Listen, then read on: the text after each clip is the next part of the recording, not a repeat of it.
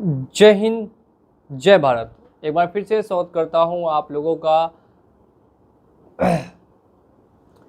जय हिंद, जय भारत। और एक बार फिर से स्वागत है आप सभी का आपके अपने चैनल लोन हेल्प इंडिया में। और आज के इस वीडियो में बात करेंगे लोन सेटलमेंट को लेकर। एक बहुत बड़ी अपडेट है और ये अपडेट क्या है वो आज का ये वीडियो में मैं आपको बताने वाला हूँ। काफ़ी समय से आपको एजेंट्स बोल रहे होंगे कि आपका अब लोन सेटलमेंट नहीं होगा, हम अब लोन सेटलमेंट करना बंद कर चुके हैं, या कुछ कंपनियां ऐसा भी बोलती है कि अब हमारे पास लोन सेटलमेंट का कोई ऑप्शन ही नहीं है। तो ऐसे में क्या ऑप्शंस अवेलेबल है? अगर आपका भी कहीं से मल्टीपल लोन हो चुका है, क्रेडिट कार्ड, बैंक, एनबीएफसी से, बहुत जगह से आपने लोन लिया है और लोन लेने में अभी आप सक्षम नहीं हैं, और अगर आप लोन नहीं दे पा रहे हैं, आप चाहते हैं फ्यूचर में लोन को सेटलमेंट करना और आपके मन में बहुत सारी कन्फ्यूजन्स हो सकती है, तो उन सभी कन्फ्यूजन्स को पॉइंट वाइज पॉइंट मैं आज के इस वीडियो में दूर करूंगा। तो वीडियो आप लोगों के लिए काफ़ी इंपॉर्टेंट है, बिना स्किप के लास्ट तक वॉच करते रहिए। सबसे पहले यहाँ पे बात करते हैं हम लोग लोन सेटलमेंट कब करना चाहिए, लोन सेटलमेंट का सही टाइम क्या होता है और कैसे लोन सेटलमेंट आप करवा सकते हैं। पूरा वीडियो ध्यान से देखिए। सबसे पहली बात करते हैं कि लोन सेटलमेंट कब होता है।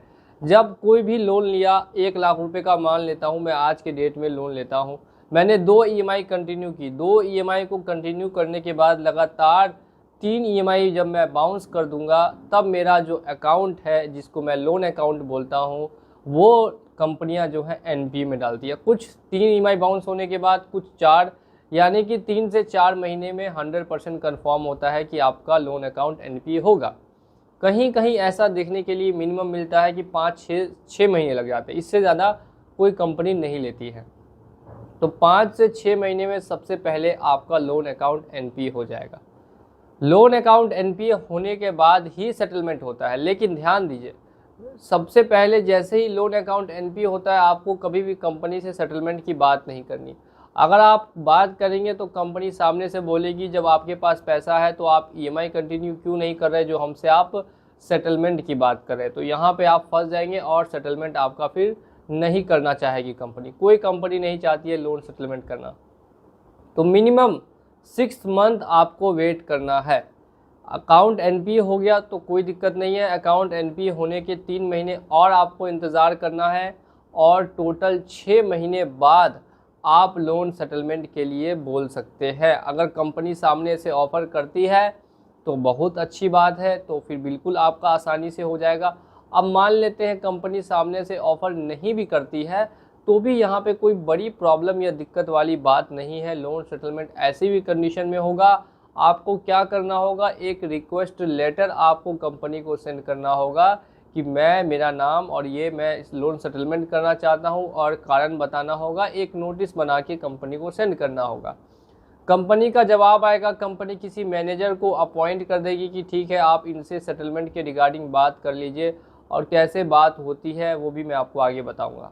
तो सबसे पहला जो सवाल होता है कि कितने समय बाद लोन सेटलमेंट करना चाहिए, तो मेरा जवाब है 6 महीने बाद लोन सेटलमेंट करना चाहिए, और यही सही समय होता है। आप कितना लंबा चाहते हैं, अगर 6 महीने बाद आपके पास पैसे नहीं है तो आप 1 साल बाद भी कर सकते हैं, 1 साल बाद नहीं है तो 1.5 साल बाद भी कर सकते हैं।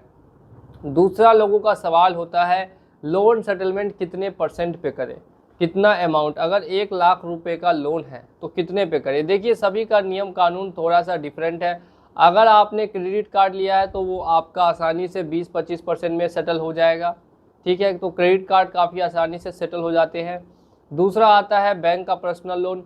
बैंक के पर्सनल लोन भी आसानी से सेटल होते हैं, तो उनका अमाउंट 25 से 30% तक जाता है।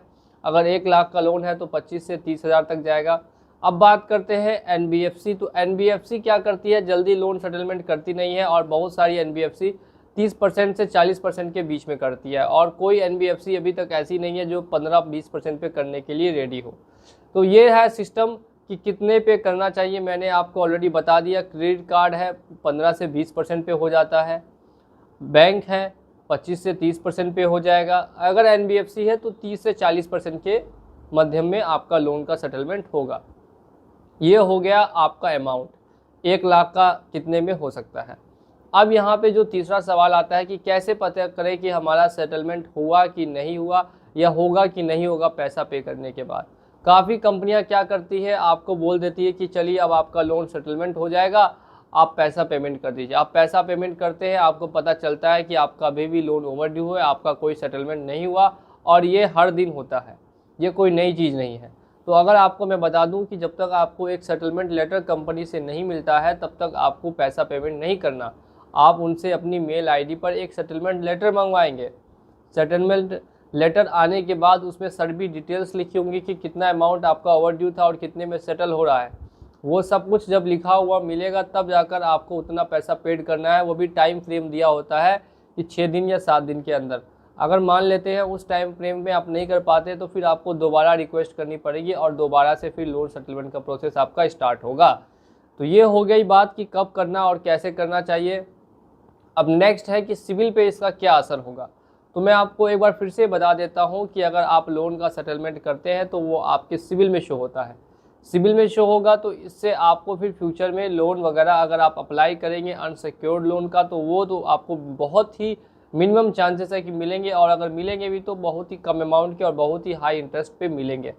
सिविल हमेशा के लिए डैमेज हो जाता है। तो कभी भी लोन सेटलमेंट अगर आपको करना हो तो 5 लाख या 2 लाख या 3 लाख से ज़्यादा का अमाउंट हो तभी लोन सेटलमेंट करें। 10,000 20,000 के लिए सेटलमेंट करके सिविल को ख़राब करना कहीं से भी एक अच्छा ऑप्शन यहाँ पे दिखाई नहीं देता। तो हमेशा ज़्यादा अमाउंट होने पर ही लोन का सेटलमेंट करें, और इस चीज़ को याद रखें कि लोन का सेटलमेंट होने के बाद फिर दोबारा आपको अनसिक्योर्ड लोन नहीं ही मिलेगा, यही ज़्यादा से ज़्यादा चांसेस रहेंगे।